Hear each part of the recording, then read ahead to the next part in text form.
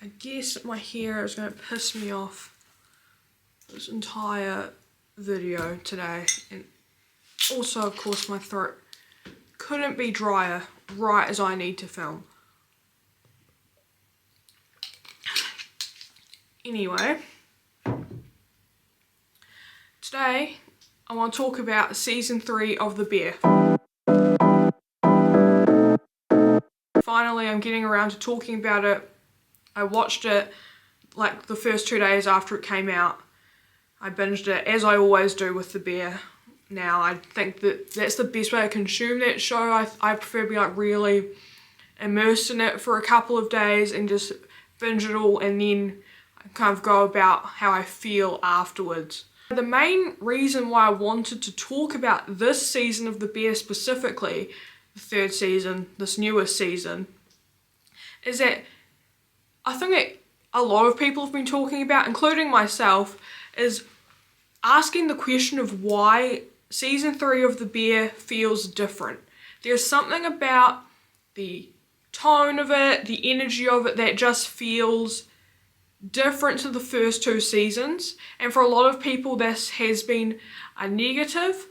I don't know if I necessarily think of it negatively, but I am curious about why it feels that way, and so I want to look into that further and dissect it. I also do think quickly we should mention before talking about what makes a season feel different, whether it's better or worse than the first 2, is that no matter what, this is still a phenomenal season of television. I think because The Bear is such a top tier show, it is so good. We can all agree that it is a fantastic series.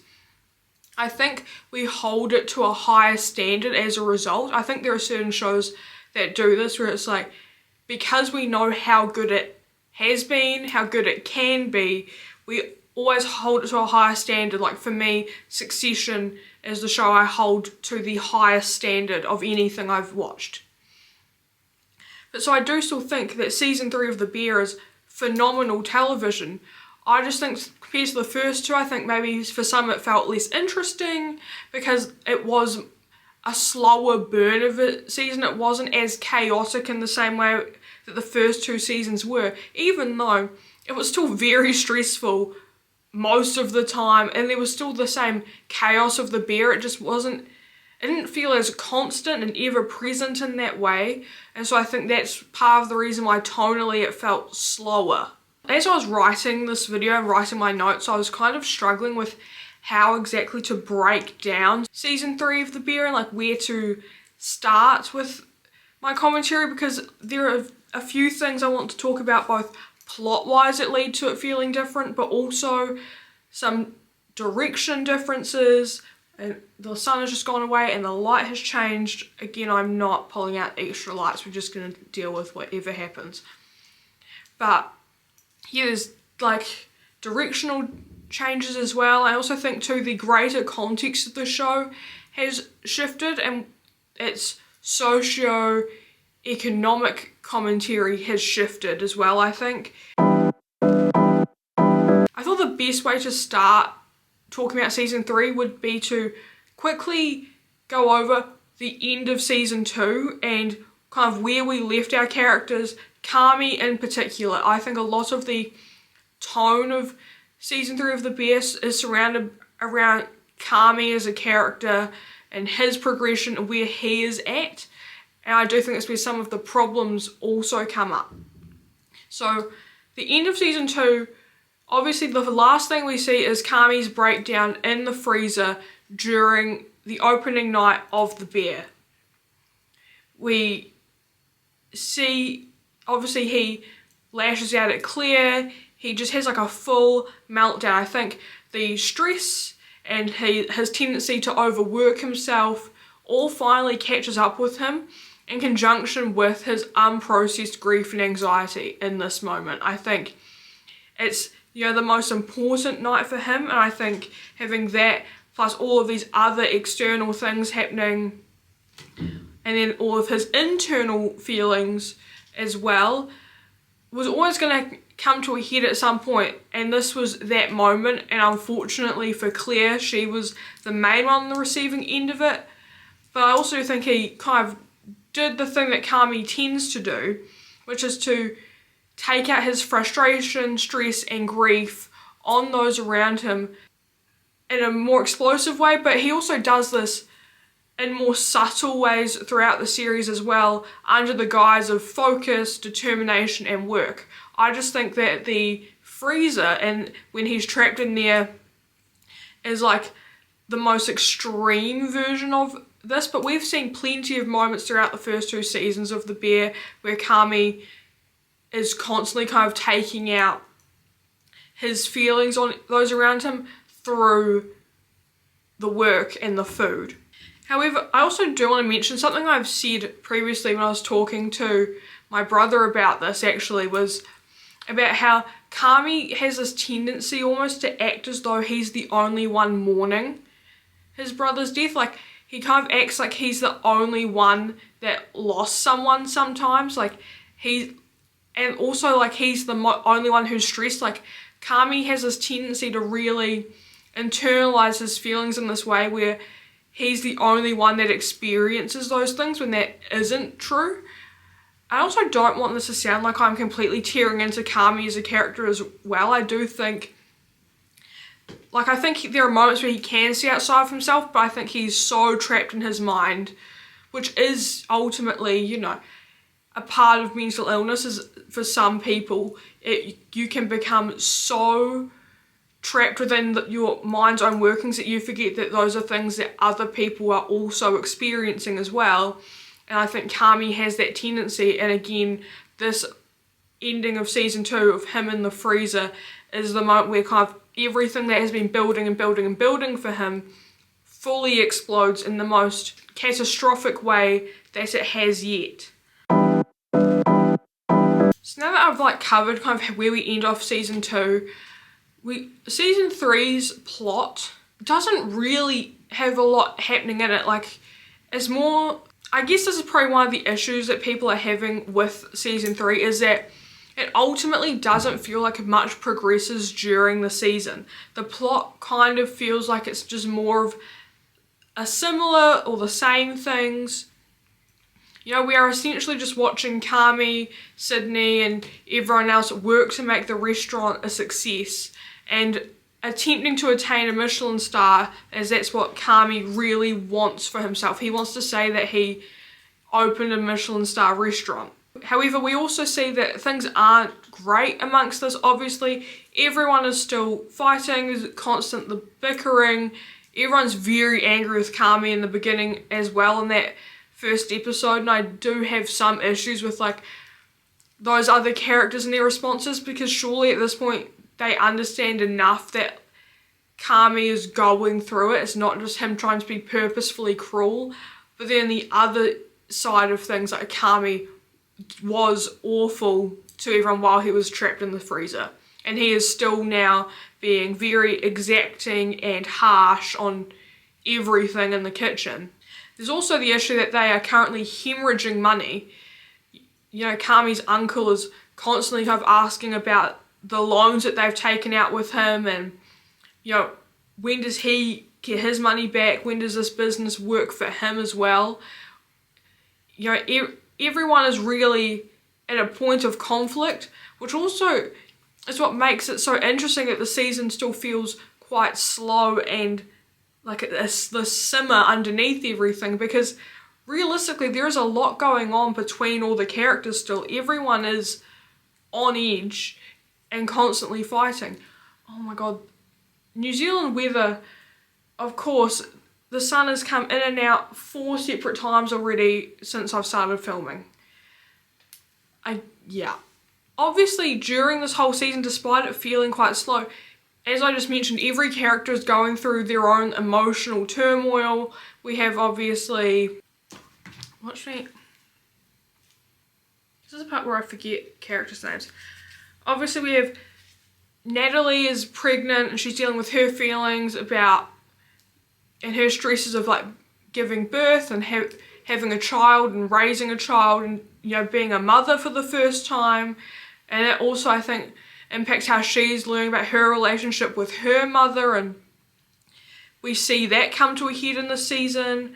We also have Richie going through his own feelings about, you know, being divorced now and his ex-wife moving on, and him raising his daughter, you know, co-parenting. And so there are all these things going on. We've got Sydney getting an offer to go be head chef at another restaurant and to have full control, because this guy, whose name I cannot remember, don't even ask me to remember his name, you know, has kind of offered her this position because he believes that all of the best parts of the beer are the things that come from her, not Carmy. So, you know, we see all the characters are going through all these separate things, and as well as their interpersonal conflicts, yet for some reason the plot still feels slow in a way. And we just kind of have all these little things bubbling under the surface the whole time. I also think too, this is part of the reason why the comedy this season feels forced and out of place in a way that it hasn't done before. Because, you know, in previous seasons, like, the comedy is very good. This show is marketed as a comedy first.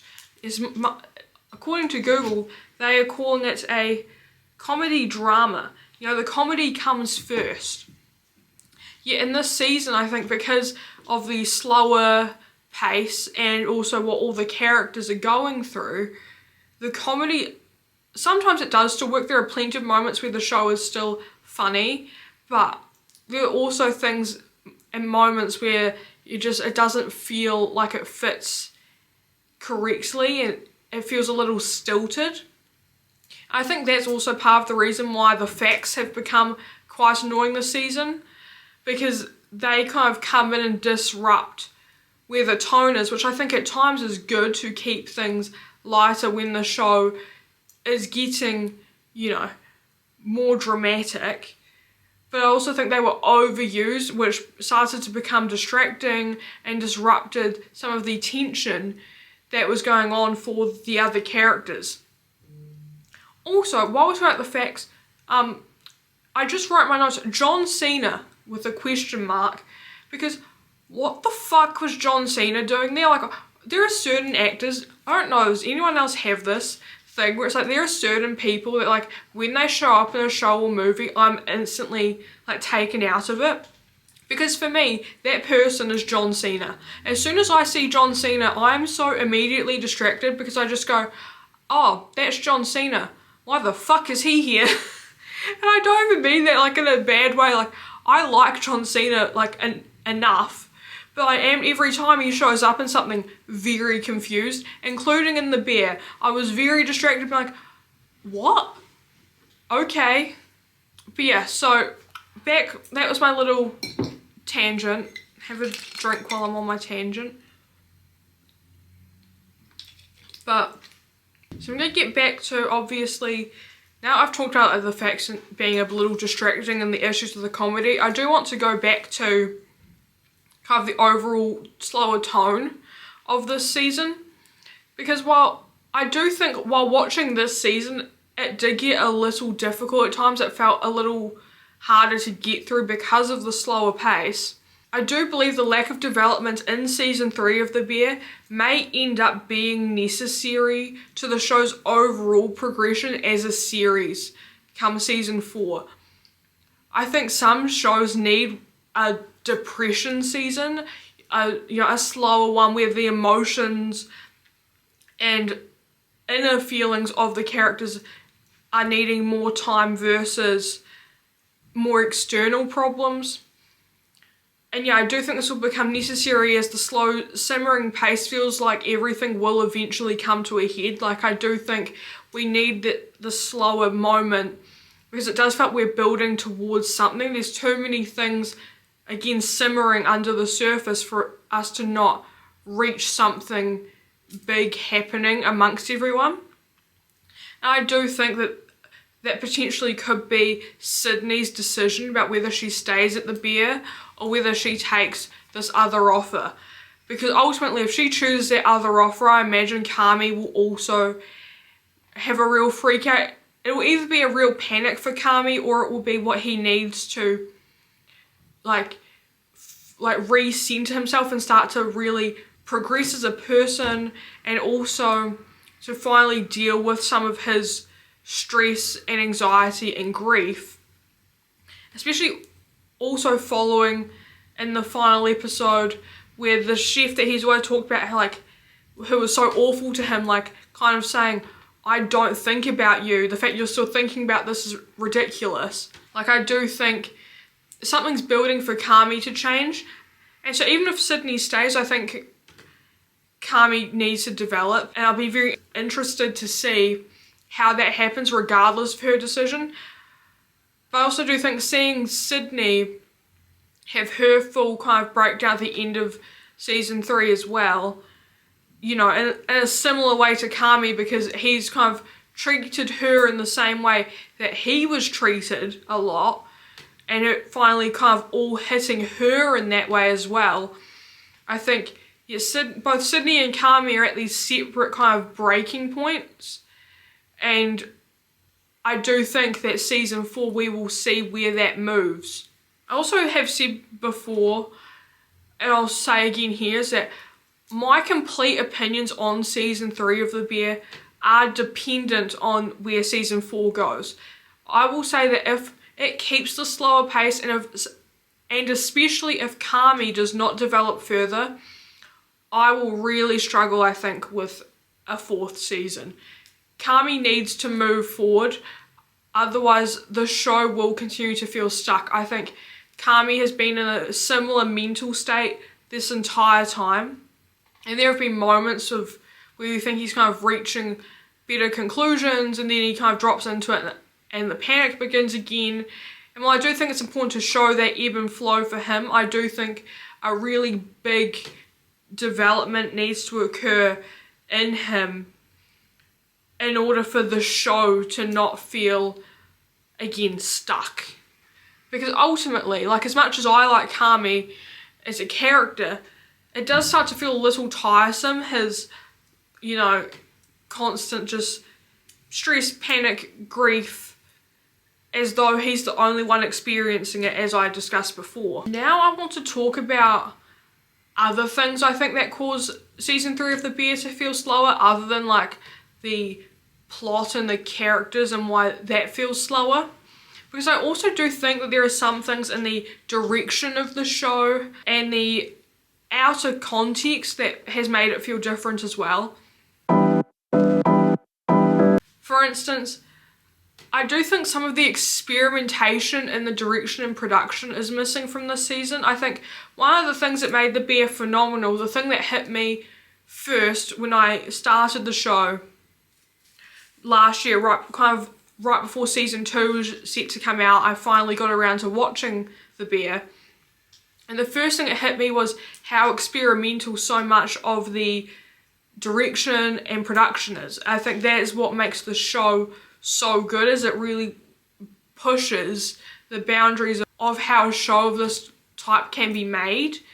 I mean, for instance, like the one take episode is such an incredible feat from everyone involved, and the way it's edited in the first season especially, and obviously season 2 there are also plenty of things, Fishes being a really obvious episode that is so highly regarded because it is so interesting.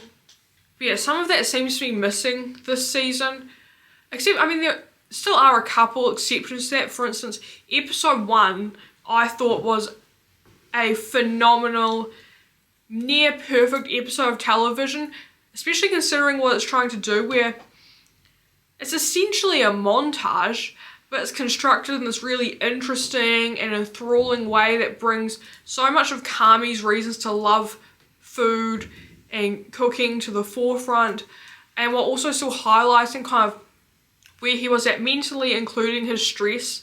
But I think that an episode like this is such a risk, especially to open your season, that like, the pace of it is still slow, but it's in this different, more intriguing way. And yeah, episode 1 is also just visually stunning, and one of my favourites possibly of the whole series. And I also do want to mention too, episode 6, which is Iowa Debris' directorial debut, which is a flashback episode to how Tina got her job at The Beef. And I just love this episode. Just one, I think Iowa Debris' direction is very good. Nothing too crazy or out there, but it's still really well done. I still think it looks fantastic. I also do think it's a gorgeously put together story that returns to the more human roots of the show. I think, ultimately what makes The Bear great is how human all of our characters are. They're all wholly fleshed out humans, and this episode with Tina really highlights that. It's just showing average working class woman, just trying to get by and make do. Like, she just wants a job. Just, she even says, that whole conversation of her and Mikey I really love, but during it she just says, like, I'm not looking to be passionate about anything or like find some job I absolutely love. Like, she just is like, I just want to put food on my table. Like, and that's something so simple and so relatable. And I think it was really nice to go back to that kind of feeling of the show of these are just people trying to get by in a lot of ways.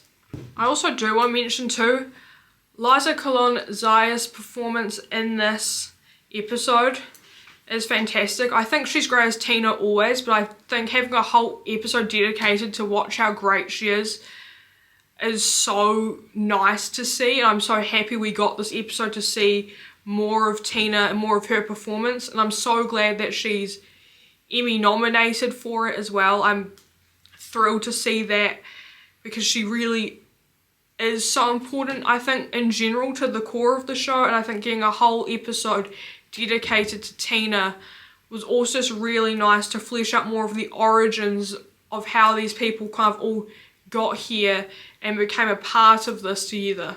Also, yeah, in general, as we're talking about the experimentation of the show, we still do have obviously these singular focused episodes such as episode 6 and episode 1.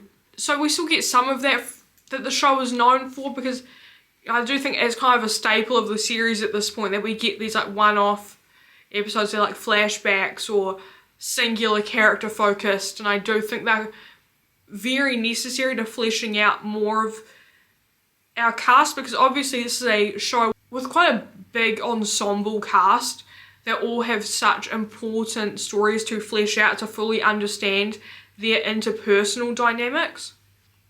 But yeah, as I mentioned before, despite there being still some moments where we do get the experimentation of the first 2 seasons here, the general pace of season 3, as I've mentioned throughout this video and will continue to, is that it feels slower and more subdued, even though the chaos the show is known for is still kind of ever present in that way I discussed with our characters. Yeah, I don't fully know how to explain like why the direction and the production feels different. I also think maybe the editing feels a little different. The editing is definitely less busy than season 1, maybe even less busy than season 2. I can't quite remember how busy the editing was in season 2, although that might be indicative of why like season 1's editing was just very snappy and quick, and while there's still plenty of that in seasons 2 and 3 as well, I do think maybe there is less of that in season 3, and that's why it feels slower. Now, one other thing I do want to talk about why this season of The Bear feels different, is about the broader socioeconomic commentary of the show. Because I think one big thing that has changed in The Bear throughout the series now is that the clientele they serve at The Bear versus who they used to serve at The Beef has changed. And I've seen a few people talk about this.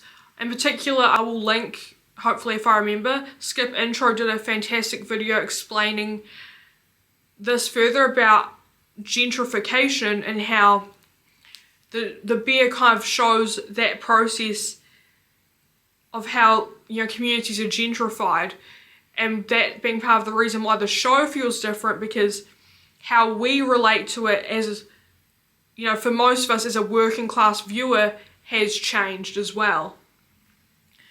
So yeah, I'm going to talk about gentrification, because that is ultimately, I think, what the show is signifying in season 3 now with them serving this clientele. So I'm going to quickly read off the Oxford definition of gentrification, which is the process whereby the character of a poor urban area is changed by wealthier people moving in, improving housing and attracting new businesses, often displacing current inhabitants in the process. So essentially, for those who don't know about specifically what gentrification is, it is these, communities, often poorer communities, will have more wealthier people move in and upscale those places, but now those that already live there can no longer afford to, because the price of everything has increased with the wealthier base of people now occupying that community. So in terms of talking about this in The Bear, we see that in the show, what was once the Beef, that was a sandwich shop that served working class customers, people on their lunch break, working class people for their dinner. That was a blue collar restaurant that, we see like in flashback episodes, including in episode 6, like it's, this loud, busy, chaotic shore. Nothing about it is like classy or upscale. It is just, a good sandwich shop that people in the community can go and get something quick to eat. And that's also good. Versus now, under Carmy, the Beef has been transformed into the Bear, which is an expensive upscale restaurant, that's attempting to get a Michelin star, and that ultimately serves a wealthier customer base. We're no longer seeing the same customers that were going into the Beef go to the Bear, because they cannot afford to go to the Bear. The Bear is charging far more for a multiple course dinner than the Beef ever was for a sandwich. We watch and have seen during the first 3 seasons of this show how this business has been gentrified, essentially. And that's because Carmy is coming in from this, world-class chef trained background and the French Laundry and this upscale clientele service. He is seeking that out.